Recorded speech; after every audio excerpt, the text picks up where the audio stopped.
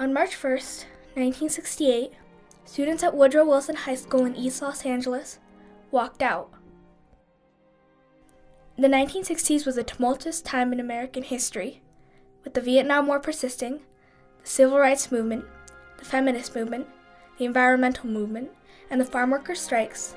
People were taking to the streets, demanding social justice in the face of racial discrimination, social and economic inequality, and prejudice. At the time, Los Angeles County had the largest Latino community in the United States, with more than 130,000 Mexican American students attending area schools with very few opportunities for upward mobility. Graduation rates were one of the lowest in the country. In the 1960s, Mexican American students in East Los Angeles faced disparities in the quality of education and resources allocated to East Los Angeles schools. The schools would regularly track Mexican American students into low-level and vocational classes, giving the students a significant disadvantage compared to their Anglo-American counterparts, who were being tracked into college preparatory classes and were almost always guaranteed to move on to a higher education. We have graduates that graduate from high school, that graduate that are in the 12th grade, that graduate and are out to face the world and can only read 8th and a 9th grade reading level. And we believe this is a crisis.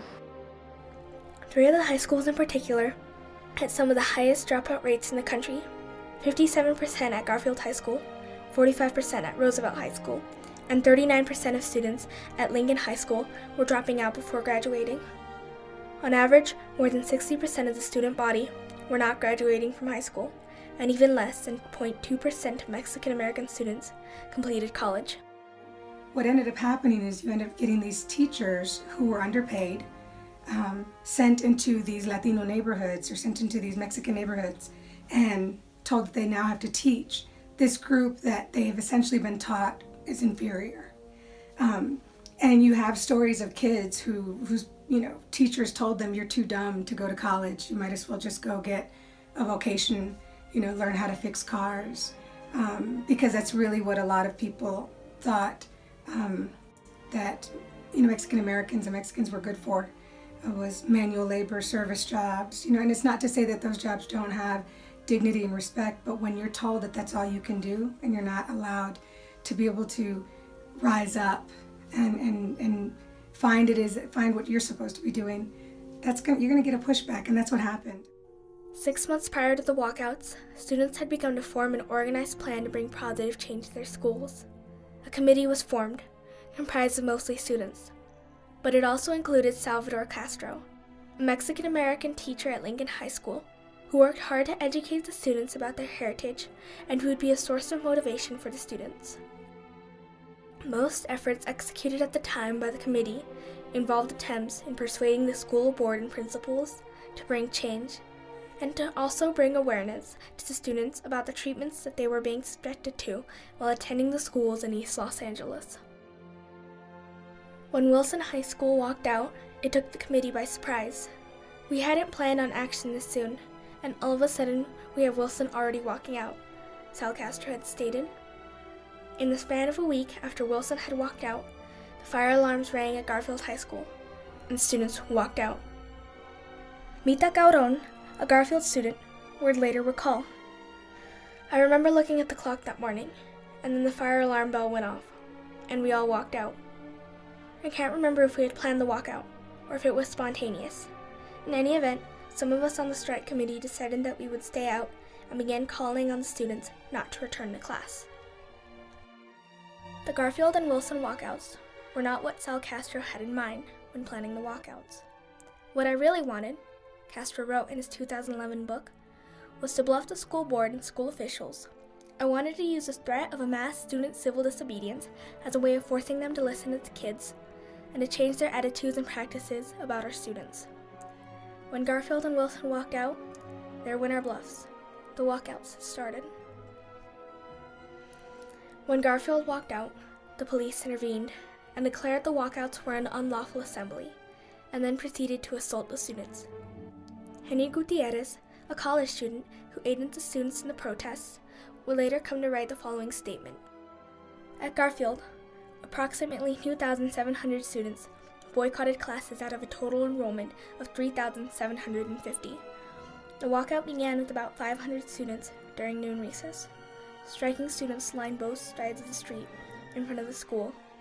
20 to 30 sheriff's deputies were on the scene, and 2 students were arrested. Police harassment would continue throughout the following walkouts. The students at Roosevelt High School would also face confrontation from administrators barring the gates when they attempted a walkout. When students attempted to climb the gate, they were beaten by police and either escorted to the administration or arrested. When students attempted to walk out from Belmont High School and Lincoln High School on March 8th, they found themselves in a similar situation as the students at Roosevelt High School. Belmont High School was invaded by police that arrested and beat the students. On March 11, 1968, almost 2 weeks after the first walkout, a meeting with the Los Angeles Board of Education was held. The students expressed the changes they wished to bring about, while also articulating the injustices that they face within the school through a list of 39 demands at the meeting. Among the leading demands were changes to the Los Angeles Unified School District curriculum and educational material in order to reflect Mexican-American heritage and history, bilingual education, Mexican-American folklore to be included in textbooks, and the contracting of staff of Mexican descent in schools of where there is a majority of Mexican-American students. The demands made by the students were not followed through by the school board, citing the lack of funding as one of the primary reasons for not following through. 2 months after the walkouts, on May 31st, 13 organizers of the walkouts were arrested on conspiracy charges to disrupt the schools. Each organizer faced 66 years in prisons. Those arrested included Sal Castro and Moctezuma Esparza, a film student who aided in the walkouts. On June 2nd, over 2,000 supporters gathered for the release of Sal Castro. Even though he was released from jail, the school board refused to allow him to resume his teaching position at Lincoln High School.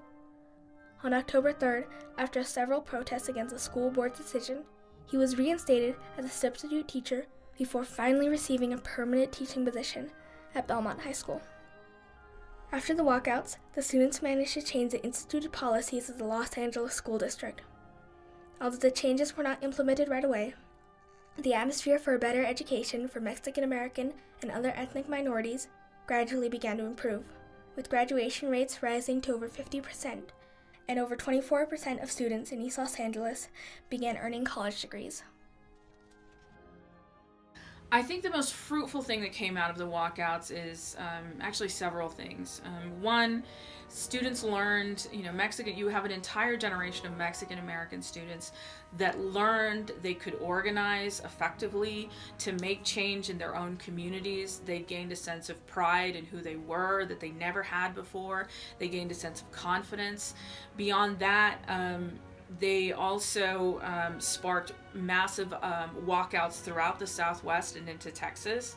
My mother actually participated in a walkout in our hometown of Kyle, Texas, when she was younger.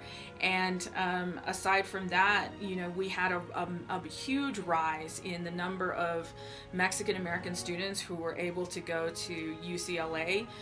It went, I think, from 100 students in 1 year. After the walkouts, it was almost 1,900 students going to college.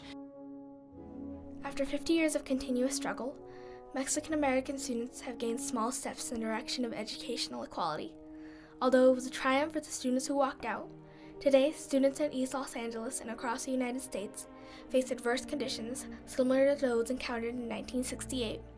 According to recent studies, though high school graduation rates have risen to 83%, only 18% of Mexican American students earn an associate's degree in comparison to 52% of Anglo-Americans, and only 12% of Mexican Americans complete a 4-year college degree.